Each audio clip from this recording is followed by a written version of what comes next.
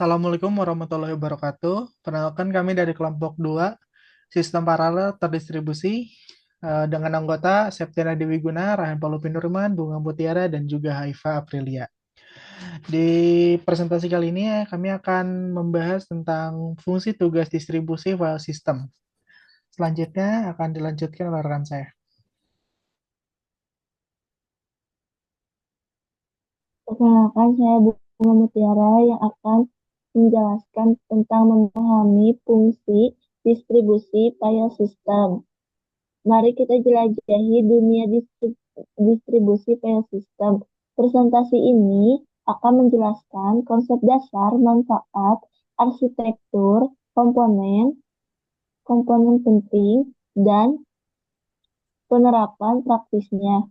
Kita juga akan membahas tantangan dan hal-hal yang perlu dipertimbangkan saat mengimplementasikannya. Selanjutnya, apa itu sistem distribusi file? Pengertiannya yaitu sistem sistem distribusi file memungkinkan penyimpanan dan akses file secara terdistribusi di berbagai komputer yang terhubung dalam jaringan. Ini, ini memungkinkan pengguna untuk mengakses dan berbagai file dari berbagai lokasi geografis.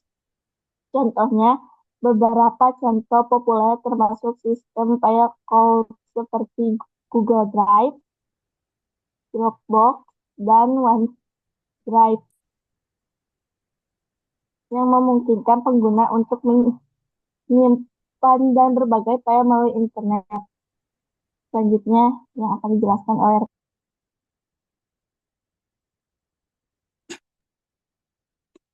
Baik, sebelumnya izin memperkenalkan diri. Perkenalkan, nama saya Haifa Aprilia.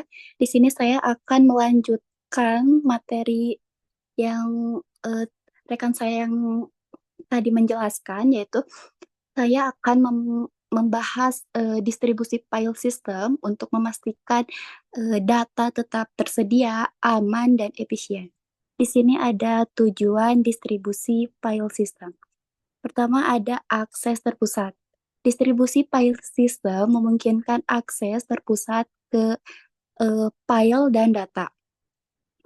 Artinya pengguna dan perangkat yang berbeda bisa mengakses data dari satu titik yang sama. Nah, hal ini membuat pengelola data lebih mudah dan efisien karena kita tidak perlu mencari file di berbagai lokasi. Kedua, ada pembagian sumber daya. Dengan distribusi file system, sumber daya penyimpanan seperti disk atau ruang penyimpanan bisa dibagi secara efisien. Nah, hal ini memastikan tidak ada ruangan yang terbuang dan semua sumber daya dapat digunakan secara maksimal untuk menyimpan data. Ketiga, ada ketersediaan tinggi. Distribusi file system juga meningkatkan ketersediaan data. Data distribusi di berbagai server, yang berarti jika satu server mengalami gangguan, data masih bisa diakses dari server lainnya. Nah, hal ini memastikan sistem tidak terhenti atau terganggu meskipun ada masalah dengan sebagian server. Keempat, ada ketahanan. Untuk mencegah kehilangan data, distribusi file system ini mereplikasi data ke beberapa server. Jadi, meskipun terjadi kegagalan pada satu server, data tetap aman dan dapat diakses tanpa masalah. Ini meningkatkan ketahanan sistem secara keseluruhan. Next.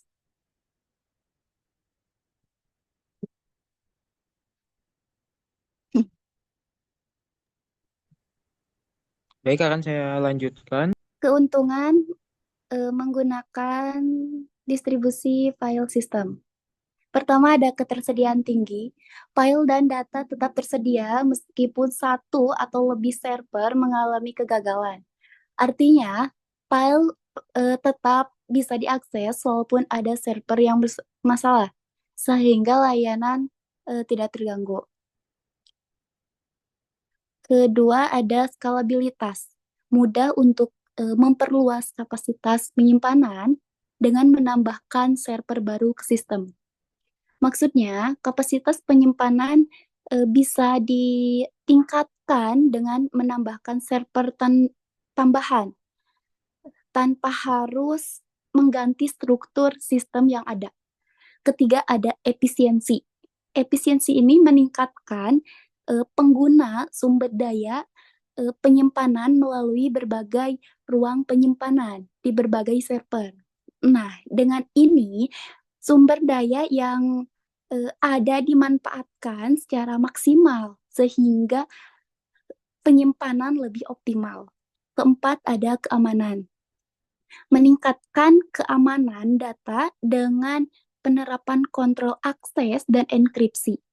Artinya, data lebih terlindungi dari akses yang tidak diizinkan berkat aturan pengamanan dan teknologi enkripsi. Mungkin mungkin akan dilanjutkan sama rekan saya. Perkenalkan, nama saya Septiana Dewi Gina. Itu akan dilanjutkan arsitektur distribusi file system. Yang ke satu ada klien, yang kedua ada server file, yang ketiga nama server, yang keempat metadata, yang kelima kontrol akses, yang keenam keamanan. Klien perangkat pengguna yang mengakses dan menggunakan file dalam sistem. Untuk server file sendiri, server yang bertanggung jawab untuk menyimpan dan mengelola file. Nama server, sistem yang menerjemahkan nama file menjadi lokasi fisik di server. Metadata, informasi tentang file seperti ukuran, tanggal, modifikasi, dan pemilik file. Untuk kontrol akses, mekanisme yang mengatur siapa yang dapat mengakses file dalam jenis aksesnya. Untuk keamanan, mekanismenya yang melindungi file dan data dari akses yang tidak sah. Selanjutnya, komponen kunci distribusi file system. Untuk file unit data dasar yang disimpan dan dibagikan dalam sistem distribusi file, directory,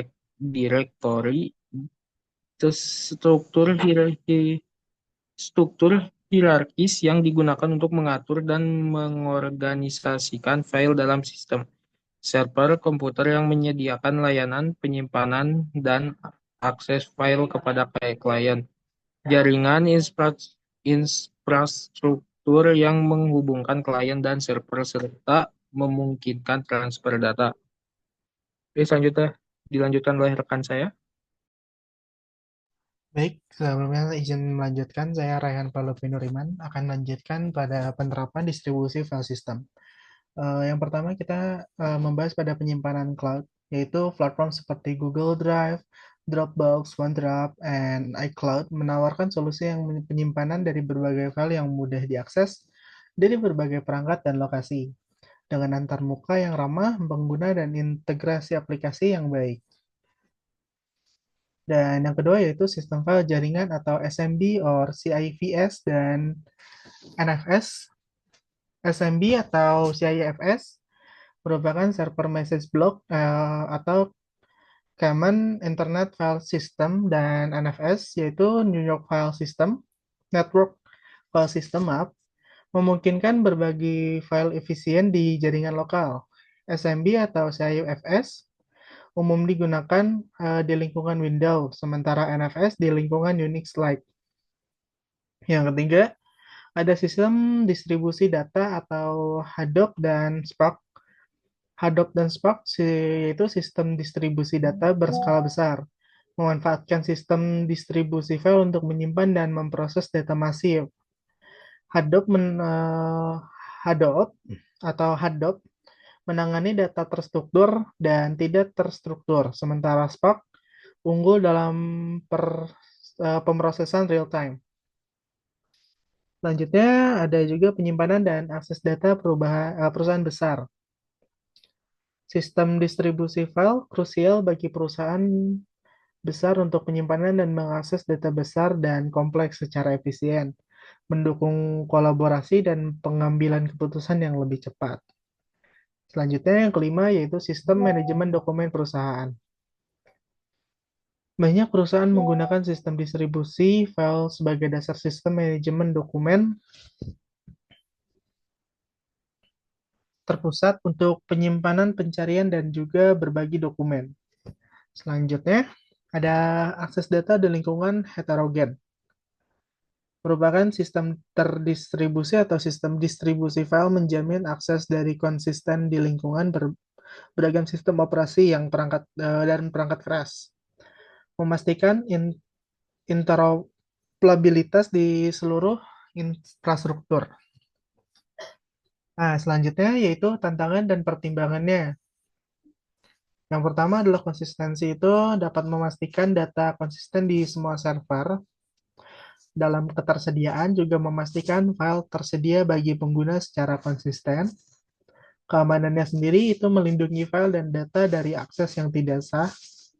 Dalam skalabilitas, yaitu menangani peningkatan jumlah file dan pengguna secara kinerja, memastikan akses file yang cepat dan juga efisien. Berikut presentasi dari kami, maaf jika ada salah. Assalamualaikum warahmatullahi wabarakatuh.